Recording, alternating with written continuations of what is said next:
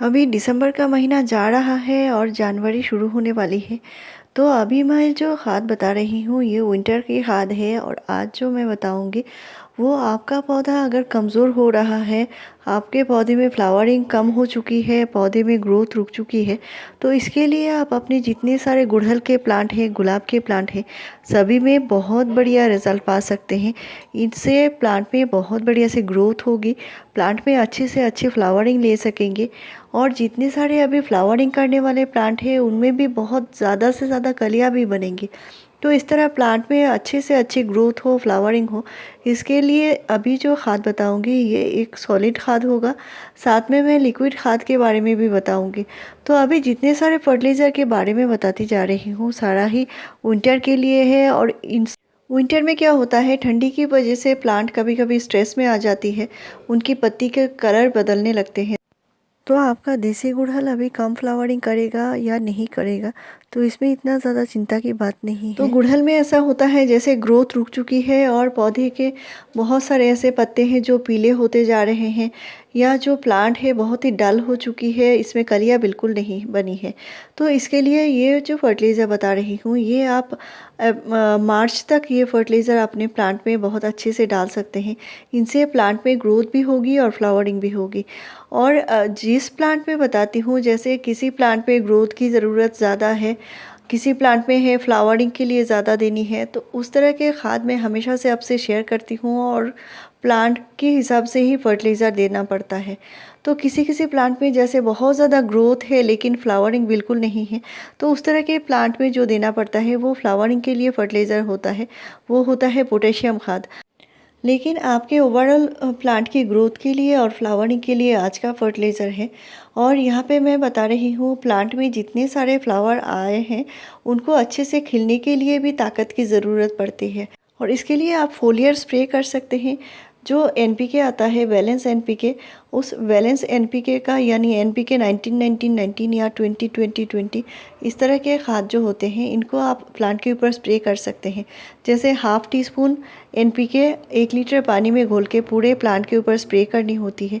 इससे आप बहुत बढ़िया रिज़ल्ट पा सकते हैं और इससे आपके प्लांट में अच्छे से अच्छे फ्लावरिंग भी होगी और जो फ्लावर आएंगे, जो कलियाँ आएंगे वो अच्छे से खिलेंगी भी। तो आप देख सकते हैं ये मेरा पारिजात का पौधा है और बहुत ही हेल्दी है। तो पारिजात या ब्रह्मा कमल भी इसको बोलते हैं। तो इस प्लांट की केयर के ऊपर जानना चाहते हैं तो मुझे कमेंट करके ज़रूर बताइएगा। साथ में मैं प्लांट में जो देती हूँ सॉलिड खाद ज़रूर देती हूँ। और नेक्स्ट जो देती हूँ वो होता है लिक्विड खाद, जो प्लांट में फ्लावरिंग के लिए होती है। और साथ में जो देना पड़ता है वो होता है फोलियर स्प्रे। तो 3 तरह के खाद ही प्लांट के लिए ज़रूरी होते हैं। और एक तो होता है मिट्टी को उपजाऊ बनाए रखता है, जो हम ऑर्गेनिक तरीके से जो खाद मिट्टी में डालते हैं जैसे कंपोस्ट हो गया, उस तरह के खाद मैं ज़रूर डालने वाली हूँ अभी। साथ में दूसरा होगा लिक्विड खाद, जो प्लांट बहुत जल्दी एब्जॉर्ब कर लेती है और इसको मैं 7 से 10 दिन के गैप में पौधे की मिट्टी में डालती हूँ। इससे क्या होता है प्लांट में जो कलियाँ हैं बहुत जल्दी बनने लगती हैं। और इस तरह के खाद में अक्सर होता है जैसे बनाना पील का फर्टिलाइज़र, अनियन पील का फर्टिलाइज़र, मेथी का फर्टिलाइज़र, इस तरह के अलग अलग फर्टिलाइज़र मैं प्लांट में डालती रहती हूँ और आपसे शेयर भी करती हूँ। और मेरा प्लांट आप देख सकते हैं हेल्दी ग्रोथ कर रहा है और बहुत सारे कलियां बनी हुई है और इसमें नए बहुत सारे नए शूट आए हैं। जितने सारे नए ग्रोथ है सभी में कलियां बन चुकी है। तो इस तरह के पौधे के लिए अभी जो न्यूट्रिशन है वो सही से देना ज़रूरी है। साथ में पौधे को पूरे दिन के धूप में अभी रखना है। आपके जितने सारे गुलाब है, गुड़हल है और जितने सारे जो फ्लावरिंग विंटर फ्लावरिंग प्लांट है, सभी में ये फर्टिलाइज़र दे सकते हैं और सभी प्लांट को आपको धूप में ही रखना है। साथ में इसका पानी का ध्यान ज़रूर रखिए, नहीं तो पौधा कभी भी अच्छे से हेल्दी ग्रोथ नहीं कर पाएगा।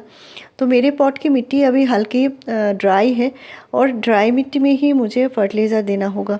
तो इसके लिए मैं मिट्टी की गुड़ाई कर रही हूँ और मेरे पौधे की मिट्टी जो है बहुत ही हल्की है, भुरभुरी मिट्टी है। और इसी तरह की मिट्टी ही गुड़हल के लिए चाहिए, गुलाब के लिए चाहिए। जितने सारे आपके पॉट में लगे हुए प्लांट होते हैं परमानेंट प्लांट, इन प्लांट को इस तरह की मिट्टी देंगे तो जो उसकी ग्रोथ है वो कभी भी नहीं रुकेगी। तो गुड़हल जो होता है हेवी फीडर प्लांट होता है और इस तरह आप अपने गुलाब में भी ये फर्टिलाइज़र दीजिए, क्योंकि गुलाब में भी अभी ग्रोथ का टाइम है और प्लांट बहुत बढ़िया से फ्लावरिंग करने वाला है। तो इसके लिए मैंने यहाँ पे खाद जो लिया है, एक प्लांट के लिए ही लिया है। तो आप देख सकते हैं मैंने यहाँ पे जो कावडंग है, कावडंग कंपोस्ट लिया है। साथ में मैंने सरसों खली खाद लिया है 1 टीस्पून, 1 टीस्पून नीम खली और साथ में मैंने डीएपी के 10 दाने लिए हैं। तो जितने सारे खाद हैं अभी प्लांट में देना बहुत ज़रूरी है। मेरी इस छोटे से प्लांट में अच्छी ग्रोथ की ज़रूरत है और फ्लावरिंग भी हो रही है। तो कंपोस्ट आप जानते ही हैं, जितने सारे कंपोस्ट है, वर्मी कंपोस्ट है, कावडंग कंपोस्ट है, ये नाइट्रोजन का अच्छा सोर्स होते हैं, पौधे की ग्रोथ के लिए ज़रूरी है। साथ में मैंने नीम खली दिया है और नीम खली पौधे के मिट्टी में जितने सारे कीड़े मकोड़े फंगस है सभी को दूर भगाएंगे। पौधे के जो रूट है इनको बहुत ज़्यादा ताकत देंगी और हेल्दी बना कर रखेंगी। साथ में मैंने डीएपी के 10 दाने लिए हैं और डीएपी जो होती है ये नाइट्रोजन और फास्फोरस का अच्छा सोर्स होता है और पौधे में फास्फोरस की भी ज़रूरत पड़ती है, क्योंकि इसके रूट को हेल्दी बनाए रखना है और रूट की ग्रोथ के लिए और पौधे में फ्लावरिंग के लिए फास्फोरस भी ज़रूरी है। तो डीएपी जो है महीने में या 1.5 महीने में एक बार देती हूँ। बहुत ज़्यादा डीएपी नहीं देना है मिट्टी में, वो भी।